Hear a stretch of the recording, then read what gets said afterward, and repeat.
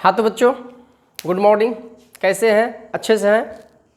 चलिए हम लोग द्विघातीय समीकरण एनसीईआरटी का क्लास 10 का अध्याय नंबर 4 पढ़ रहे हैं। ये हमारा पार्ट 4 वीडियो है।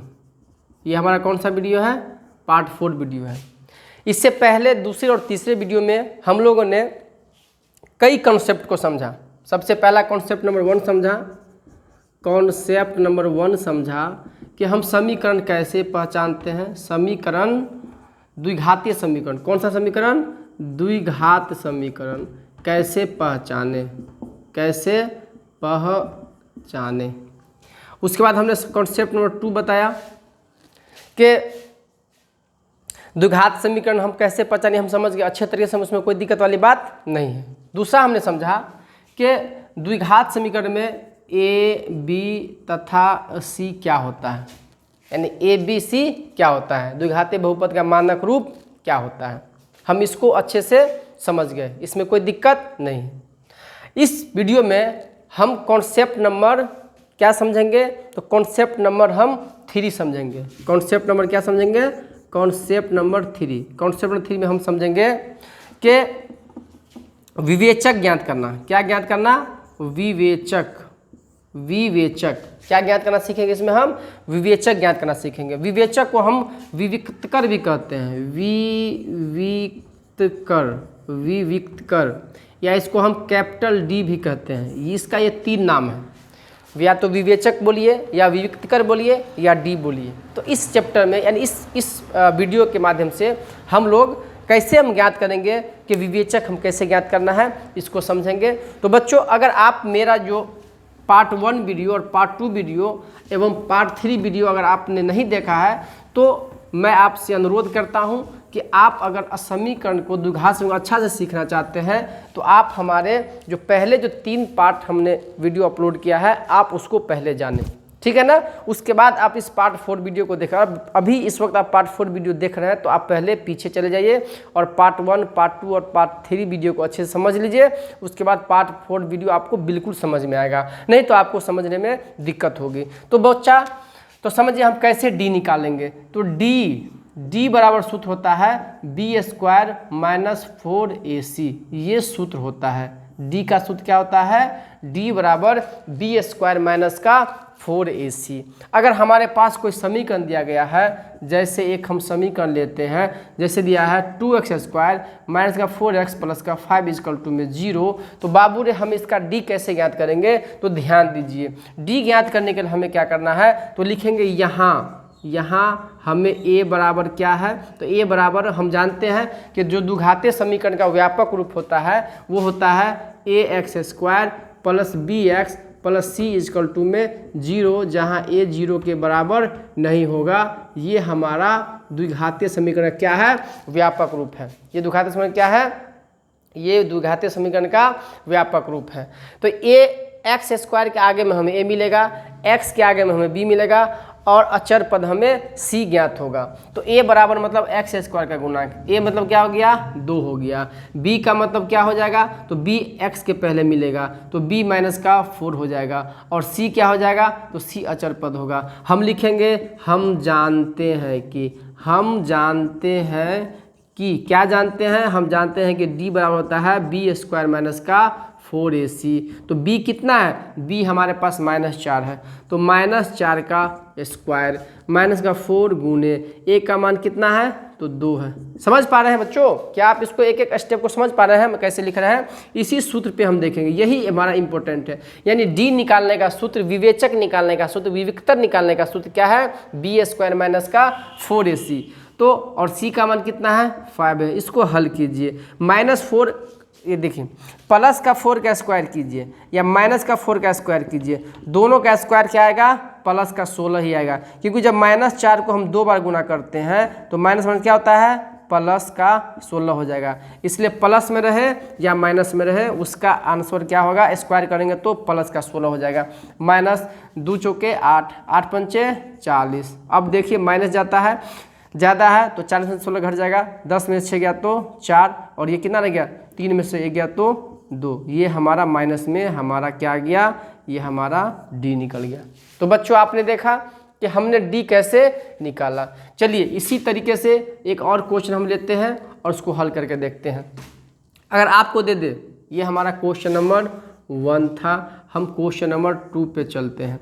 अगर हमें क्वेश्चन दे दे, बताइए 2x² प्लस का 5x बराबर में 0, हमें कहे इसका समीकरण ज्ञात करने के लिए 2x² प्लस 5x बराबर में 0, तो हम क्या करेंगे, सबसे पहले हम ABC ज्ञात करेंगे। जब कभी भी आपको विवेचक ज्ञात करना हो तो आप सबसे पहले क्या ज्ञात करना है, ABC। देखिए कैसे ज्ञात करेंगे, तो लिखेंगे यहाँ A बराबर क्या है, तो x² का गुणांक यानी कि 2 है, B बराबर क्या है, x का गुणांक यानी कि 5 है, और C बराबर क्या है, तो आप देख सकते हैं यहाँ अचर पद नहीं दिया गया है, तो अचर पद नहीं दिया गया है, इसका मतलब C बराबर क्या हो जाएगा, 0 हो जाएगा। अब लिखेंगे हम जानते हैं कि, हम क्या जानते हैं बुआरे, हम जानते हैं कि D बराबर होता है B² माइनस 4AC। B का मान क्या है, B का मान आप देख रहे हैं, B का मान 5 है, तो लिखेंगे 5 का स्क्वायर माइनस का 4 गुने A का मान 2 गुने C का मान 0, लिखेंगे 5 का स्क्वायर 25 माइनस, जब इसको सब गुना कीजिए तो 0 हो जाएगा, क्योंकि 0 से हम किसी भी संख्या गुना करते हैं तो 0 का नाम है भस्मासुर। 0 सबको क्या करता है, तो 0 सबको भस्म कर देता है, 0 का नाम क्या है, भस्मासुर। और 25 में जगह क्या हो जाएगा, 25 से ही हमारा डी आंसर आ गया। कोई दिक्कत क्या, इसको समझने में कोई दिक्कत? तो हम चाहते हैं कि आप डी निकालना सीख गए होंगे। चलिए इसी तरीके से हम एक और क्वेश्चन लेते हैं, 1-2 क्वेश्चन बनाते हैं, आप सीख गए होंगे, इसमें कोई दिक्कत वाली बात नहीं है। चलिए अब हम चलते हैं क्वेश्चन नंबर 5। तो बाबू आप समझ पा रहे हैं कितना अच्छा लग रहा है डी निकालना। डी का सूत्र क्या है, तो डी का सूत्र है B² minus 4AC, B² minus 4AC, B² minus 4AC। चलिए अब हम देखते हैं, अगर हमारे पास एक सवाल दिया रहेगा, क्वेश्चन नंबर 3, हमारे पास सवाल दिया रहेगा कि x² बराबर 4, x² बराबर 4, इसका विवेचक ज्ञात कीजिए। इसका क्या ज्ञात कीजिए, विवेचक ज्ञात कीजिए। तो सबसे पहले इसको हम क्या लिखेंगे, सबसे पहले हम बराबर में 0 करने के लिए इधर से जो अंक है उसको हम बराबर के बाएं साइड ले जाएंगे, तो लिखेंगे x², ये इधर आएगा तो क्या हो जाएगा, माइनस का 4 बराबर में 0। हमें हमेशा जब कभी भी डी ज्ञात करना हो तो हमें हमेशा द्विघातीय समीकरण को किस रूप में लिखना होगा, तो हमें उसे व्यापक रूप में लिखना होगा। व्यापक रूप में लिखने के लिए हमें बराबर के दाएं साइड 0 करना होगा, उधर अगर कोई भी अंक दिया रहेगा उसको हम इधर ले आएंगे। अब यहाँ पे देखेंगे, अब लिखेंगे यहाँ a बराबर क्या है, तो x² का गुणांक, यानी कि यहाँ कुछ है तो क्या छिपा हुआ, यहाँ 1 छिपा हुआ, तो 1 हो जाएगा। b बराबर मतलब x के गुणांक को हम b कहते हैं, x के गुणांक को क्या कहते हैं, b कहते हैं। क्या यहाँ x का गुणांक वाला कोई पद ही नहीं है, इसका मतलब ये पद नहीं है तो क्या हो जाएगा, 0 हो जाएगा। जो पद नहीं रहेगा वो 0 हो जाएगा, मगर a 0 कभी नहीं होगा। b और c 0 हो सकता है मगर a 0 कभी नहीं हो सकता है, इसका ख्याल रखिएगा।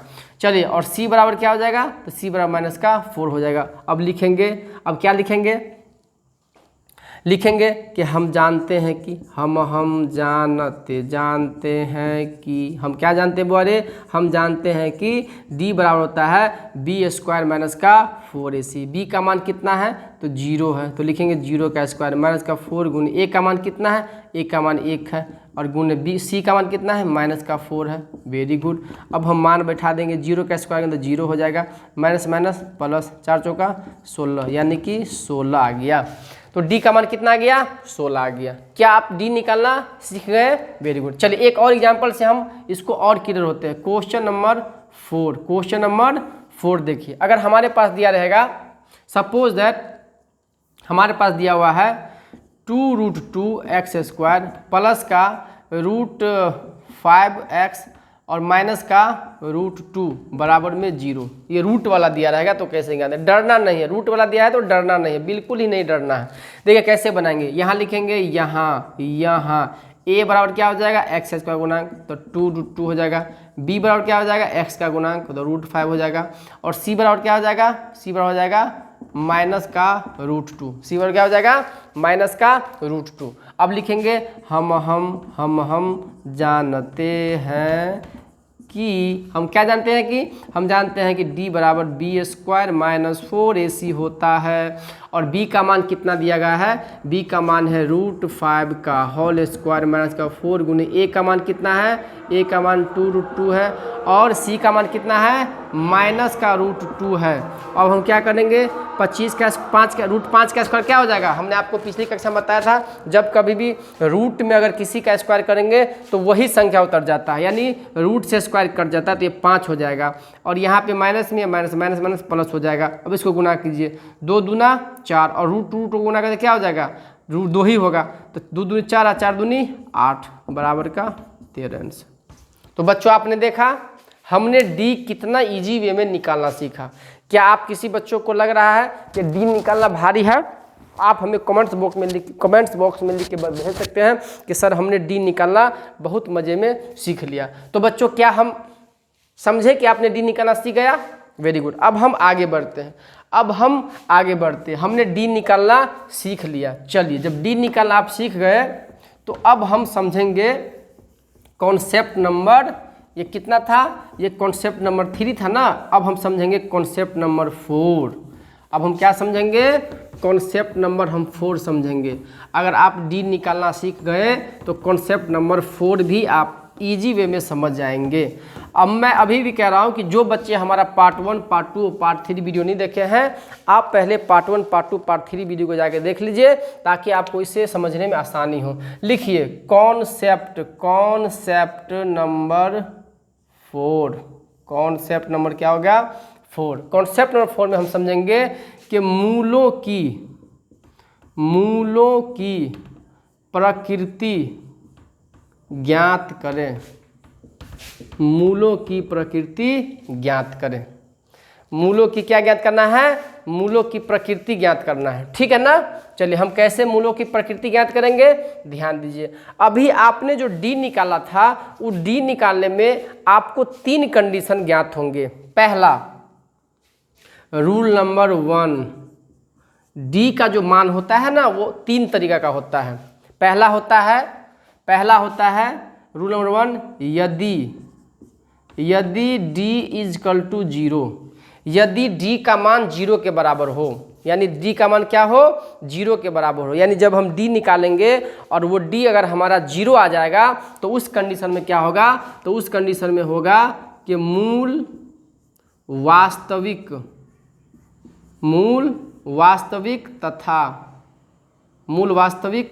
तथा समान होंगे, समान या बराबर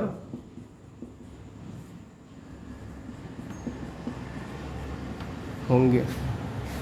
यदि d का मान क्या है, 0 आए, यदि d का मान 0 आएगा तो मूल क्या होगा, वास्तविक संख्या आ गया, मतलब 0 से बड़ा। अगर d का मान हम निकालेंगे और हो गया 1 आ गया, 2 आ गया, 50 आ गया, 70 आ गया, 80 आ गया, तो जब कभी भी 1/2 आ गया, 3/4 आ गया, तो जब कभी d का मान क्या आए, तो d का मान अगर आपके सामने 0 से बड़ा आए तो यानी कि 0 के बराबर आए तो उसका मूल क्या होगा, उसका मूल होगा वास्तविक तथा समान। चलिए रूल नंबर 2 होता है, रूल नंबर 2 देखिए, यदि d बड़ा हो 0 से, यदि d का मान क्या हो, 0 से बड़ा हो, यानी इसका मतलब बड़ा हुआ, यानी कि 0 बड़ा है, 0 छोटा है और d बड़ा है, यानी d का मान 1 आए, 2 आए, 50 आए, 70 आए, 80 आए, यानी d 0 से बड़ा हो जाए। तो यदि d 0 से बड़ा होगा तो उसका मूल जो होगा, मूल वास्तविक होगा।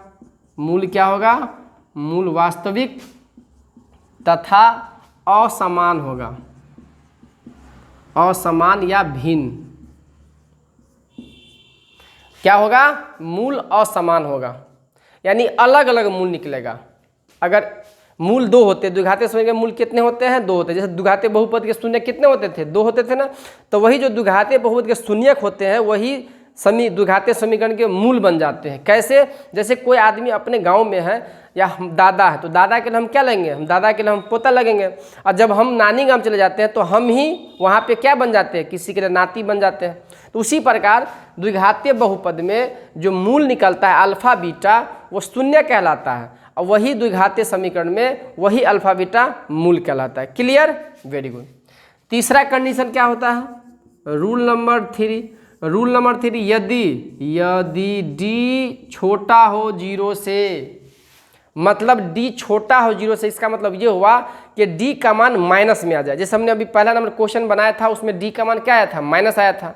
तो जब डी माइनस आ जाए तो माइनस कब आएगा, माइनस मतलब जो 0 से छोटा होगा वही माइनस होता है ना। तो जब डी 0 से छोटा हो जाएगा तो मूल क्या होगा, मूल जो होगा वो काल्पनिक होगा। मूल क्या होगा, काल्पनिक होंगे। मूल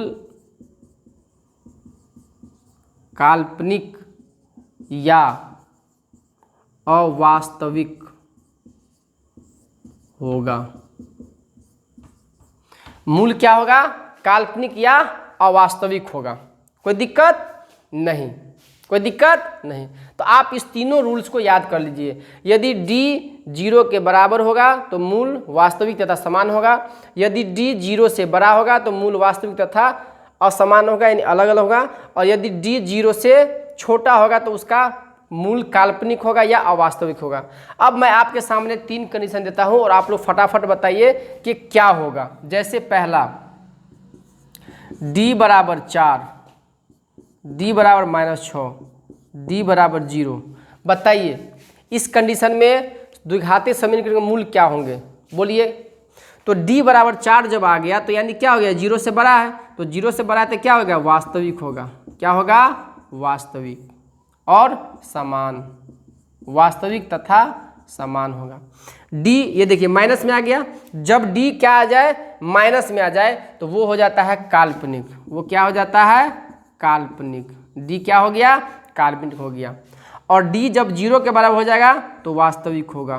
क्या होगा, वास्तविक तथा ओहो यहाँ असमान होगा। बोले जब d जो है 0 से बड़ा होता है तो असमान होता है, यानी कि भिन्न, जो हमने लिखाया है। और ये क्या हो जाएगा, वास्तविक तथा समान। तो इसको बच्चों आपने समझा, कोई दिक्कत नहीं ना। आगे बढ़े तो d समझ गए, मूलों की प्रकृति निकाल लीजिएगा। चलिए तो इस पे हम 1-2 सवाल बना लेते हैं, परीक्षा में आपको पूछेगा। ध्यान दीजिए कैसे पूछता है। परीक्षा में आपको पूछेगा कि बताइए, एक समीकरण दे देगा और कहेगा कि इसकी मूलों की प्रकृति क्या होंगी बताने के लिए। ऑप्शन में दे देगा, ऑब्जेक्टिव टाइप का क्वेश्चन पूछता है। चलिए हमारे पास समीकरण दे देगा, बोलेगा एक द्विघातीय समीकरण दिया है, द्विघात समीकरण दिया हुआ है कि 2x² माइनस का 4x माइनस का 12 बराबर में 0। बताइए इस समीकरण के जो मूल होंगे उसका प्रकृति ज्ञात करना है, इसका प्रकृति ज्ञात करना है। तो प्रकृति ज्ञात करने के लिए हमें क्या ज्ञात करना पड़ेगा, प्रकृति ज्ञात करने के लिए हमें ज्ञात करना पड़ेगा d। क्या ज्ञात करना पड़ेगा, d। लिखेंगे यहाँ a बराबर 2, b बराबर -4, c बराबर -12।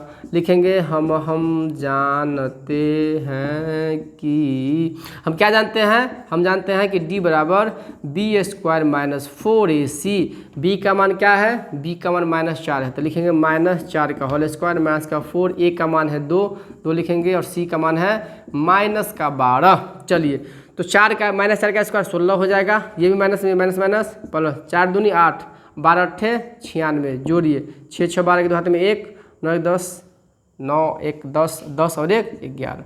d का मान कितना आ गया, d का मान यहाँ पे 112 लिखेंगे। चूँकि d जो है वो 0 से बड़ा है, d जो है 0 से बड़ा है, इसीलिए मूल वास्तविक एवं असमान होंगे। आंसर। तो क्या बच्चों आपके पास अगर सवाल दे कि बताइए मूलों की प्रकृति ज्ञात करना है, तो क्या आप मूलों की प्रकृति बता सकते हैं? क्या उसमें कोई दिक्कत? मेरे हिसाब से तो कोई दिक्कत नहीं होना चाहिए। आप फटाक से बता सकते हैं कि हाँ मूलों की प्रकृति क्या होती है। चलिए इसी सिलसिले में एक हम सवाल लेते हैं और आपको बताना होगा कि जो परीक्षा में पूछा है एक सवाल कि बताइए इसके मूलों की प्रकृति क्या होगी। चलिए इसका हमें जवाब दीजिए आप लोग फटाक से। इसका आप हमें जवाब दीजिए। चलिए, ये हमारा लास्ट क्वेश्चन है, आपको बताना है कि मूलों की प्रकृति क्या होगी। चलिए ध्यान दीजिए, एक द्विघातीय समीकरण दिया गया है। द्विघातीय समीकरण हमारे पास है ये रहा। द्विघातीय समीकरण हमारे पास ये रहा, ये हमारे पास द्विघातीय समीकरण है। चलिए द्विघातीय समीकरण हम लेते हैं। द्विघातीय समीकरण हमारे पास दिया गया है ये दिया गया है कि 2√2x² प्लस का रूट में 15x प्लस का √2 बराबर में 0। इस सवाल का मूलों की प्रकृति ज्ञात करके बताना है। क्या आप बता सकते हैं? क्या आप बता सकते हैं? चलिए देखिए कैसे निकालेंगे। लिखेंगे यहाँ a बराबर क्या हो जाएगा, a बराबर हो जाएगा 2√2 हो जाएगा। b बराबर क्या हो जाएगा, b बराबर हो जाएगा रूट का 15 और c बराबर हो जाएगा रूट का 2। लिखेंगे हम जानते हैं कि हम क्या जानते हैं, हम जानते हैं कि d बराबर b² माइनस 4ac। b का मान कितना है, b का मान है रूट का 15 का स्क्वायर माइनस का 4 गुने a का मान है 2√2 और c का मान है रूट का 2। लिखेंगे यहाँ पे रूट 15 का स्क्वायर करेंगे तो रूट से 15 रूट से स्क्वायर कट जाएगा तो 15 बच जाएगा, माइनस 4 दूनी 8, √2 का मतलब 2 हो जाएगा, 4 8 दूनी 16। यहाँ कितना गया, माइनस का 1। चलिए यहाँ क्या गया, माइनस का 1। तो यहाँ क्या लिखेंगे, लिखेंगे चूंकि d जो है, d क्या है, 0 से छोटा है, तो लिखेंगे d 0 से छोटा है, d 0 से छोटा है। आप इसको अंक में लिख सकते हैं, लिखेंगे चूंकि d का मान 0 से छोटा है, 0 से छोटा है। आप ये भी लिख सकते हैं, कोई दिक्कत नहीं है, आप या इससे भी काम चला सकते हैं। इसीलिए क्या हो जाएगा, इसीलिए मूल क्या होगा, काल्पनिक होगा। जब कभी भी d का मान 0 से छोटा है, मतलब माइनस में आए, d का मान किस में आ जाए, माइनस में आ जाए, तो मूल क्या हो जाएंगे, मूल हो जाएंगे काल्पनिक। मूल क्या हो जाएंगे, काल्पनिक हो जाएंगे। तो बच्चों मैं आशा करता हूं कि आप जो है द्विघातीय समीकरण का विवेचक ज्ञात करना सीख गए होंगे और द्विघातीय समीकरण का मूलों की प्रकृति ज्ञात करना सीख गए होंगे। तो बच्चों अगर आपको ये वीडियो अच्छा लगा होगा, पसंद आया होगा, तो आप प्लीज़ हमारे इस चैनल को सब्सक्राइब कर दीजिए और अपने दोस्तों में इसे शेयर कीजिए। अगर आपके दोस्त 10th क्लास का परीक्षा की तैयारी करना चाहते हैं तो आप उसे अरमान सर ऑनलाइन क्लासेज पे उससे ज्वाइन करने के लिए कहिए कि आप भी वहाँ पढ़ सकते हैं, कोई दिक्कत नहीं है, वहाँ कोई फीस नहीं लगता है। आप फ्री ऑफ कॉस्ट पढ़ सकते हैं। पूरे मैथ के जो भी सीरीज आएगा आपको अच्छे से जानकारी हो जाएगी, ताकि कम से कम 10th क्लास में 90 प्लस नंबर लाने का कोशिश करेंगे, ताकि हमारे देश का, हमारे राज्य का जो है भविष्य उज्ज्वल हो। तो बच्चों मैं आशा करता हूँ कि आपको वीडियो पसंद आया होगा। चलिए तब तक के लिए धन्यवाद।